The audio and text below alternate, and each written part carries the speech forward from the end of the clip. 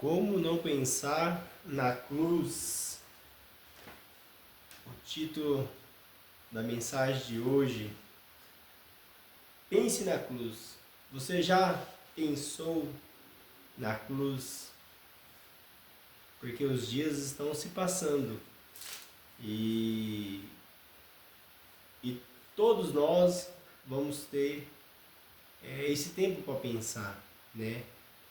Na Bíblia relata do jovem rico que num certo tempo ele pensou na salvação dele, né?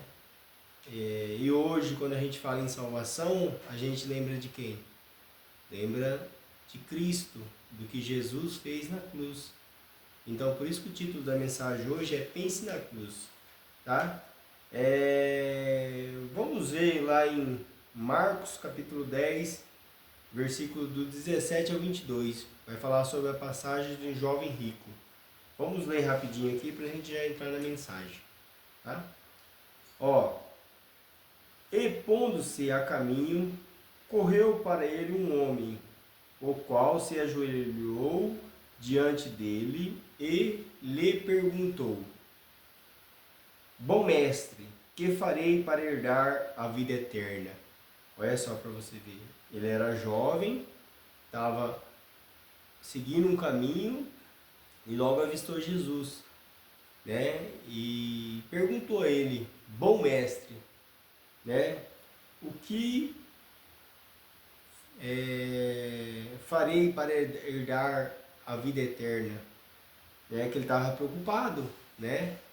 Porque ele via Jesus como um caminho, né? Ele via como Jesus era um pregador ou como um profeta, né? Aquele jovem rico, ele via isso em Jesus. E Jesus lhe disse: Por que me chamas de bom? Ninguém há bom senão um, que é Deus. Aí Jesus vai perguntar para ele: Tu sabe os 10 mandamentos? Não adulterarás, não matarás, não furtarás, não dirás falso testemunho, não defraudarás alguém, honra teu pai e tua mãe. Olha o que Jesus perguntou para ele. E seria praticamente quase os 10 mandamentos, né? Ele, porém, respondendo, lhe disse: Mestre, ó, reconhecendo já Jesus como um grande mestre, um grande ensinador. Tudo isso guardei desde a minha mocidade.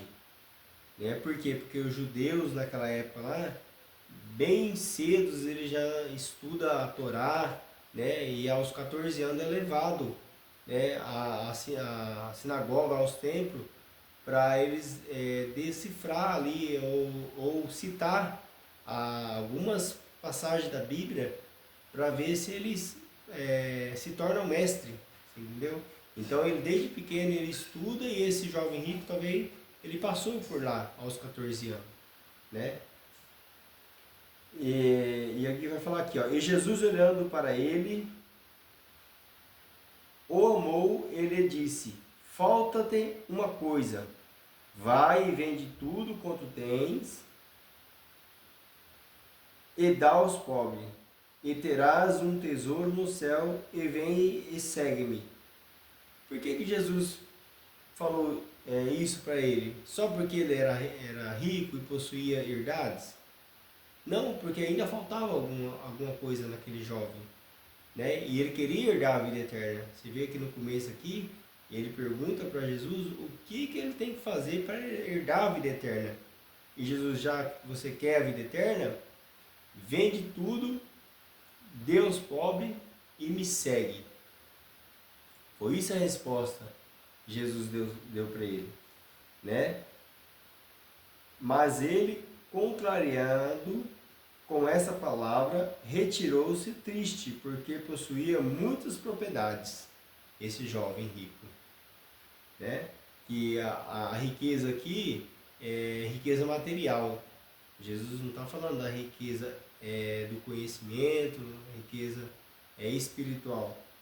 Então Jesus, olhando ao redor, disse aos seus discípulos: quão dificilmente entrarão no reino de Deus os que têm muitas riquezas. E os discípulos se admiraram destas suas palavras. Mas Jesus, tornando a falar, disse-lhe: Filho, quão difícil é para os que confiam nas riquezas entrar no reino de Deus. E é mais fácil passar um camelo pelo fundo de uma agulha do que entrar um rico no reino de Deus. Por que Jesus falou isso aqui? Porque o rico, muitas das vezes, confia na riqueza, confia no dinheiro, confia na posse, nas propriedades, né? Então, quando fala do reino de Deus, fala de servir a Deus, de largar tudo e seguir os ensinamentos de Jesus, para eles é loucura isso aí, entendeu? Então, muitas das vezes, essa pessoa que está apegada às riquezas, ele não vai servir a Deus aqui na terra. Ele pode sim ser salvo, ele pode sim, no decorrer da sua vida, adquirir a salvação, mas reinar desde já com Cristo, né? O que Jesus pediu para ele? Que ele dar para os pobres a riqueza dele, que era tão pouca, né? E seguir a Cristo, que era a maior riqueza, né? De maneira nenhuma aquele jovem ia ficar pobre, né? Mas Jesus falou: se você realmente quer a salvação, larga a pouca coisa que você tem e me segue, né?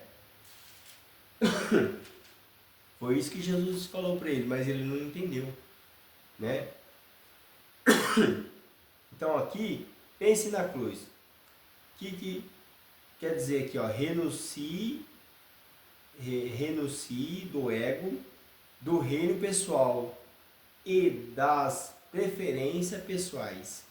O jovem rico rejeitou o reino por aquilo que é transitório, né? Tudo que nós vemos, nós desfrutamos das coisas aqui é transitório, um dia vai passar, né? A gente vai morrer, ou Jesus vai voltar, vai levar a gente, né? E vai ser transitório isso aqui. Porque Jesus fala: para onde eu for, né? E eu vou levar vocês também, porque vou preparar uma morada para vocês. Então vocês não se apegam com as coisas deste mundo, né? No João agora, a gente vai ler agora no João 12, 24 e 25, vai falar assim: é necessário morrer para o mundo, para viver para Deus, né? Aqui vai falar o grão de trigo precisa morrer.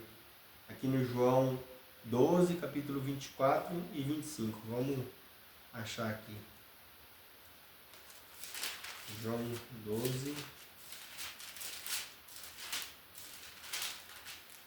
24 e 25. Vamos lá. Na verdade, vos digo que se o grão de trigo caindo na terra não morrer, fica ele só. Mas se morrer, dá muitos frutos, né? Aqui a gente sabe que toda semente que é lançada ao solo, ela vai explodir, assim, vai morrer, né? Vai virar ali pó, né? Mas aquele pó, né, germina e vira aqui tá falando trigo, né? Vira um pé de trigo. E esse pé de trigo não dá só uma sementinha de trigo, ele dá várias sementinhas de trigo. É igual se você plantar um pé de milho, ele não vai dar só um grãozinho de milho, ele vai dar uma espiga com um monte de grão. É isso que Deus está dizendo aqui, né?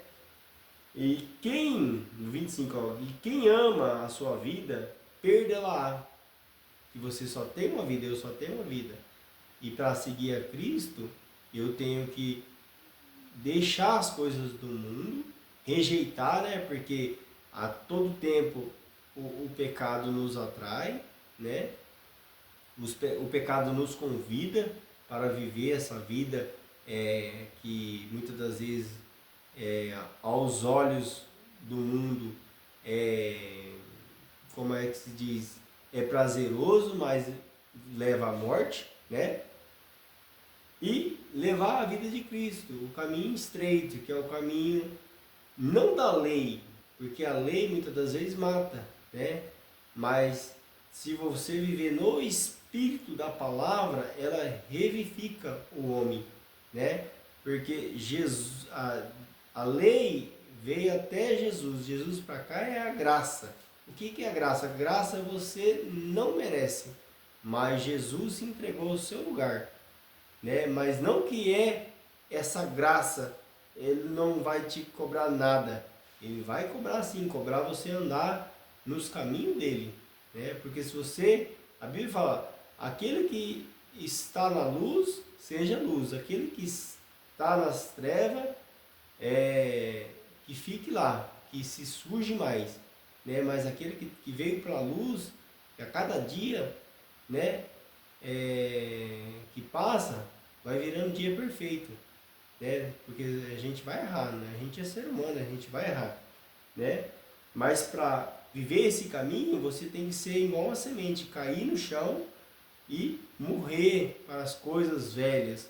Aquilo que ficou para trás, você deixa e começa a viver uma nova vida em Cristo Jesus, né? Olhando para Ele, olhando para a palavra dele, né?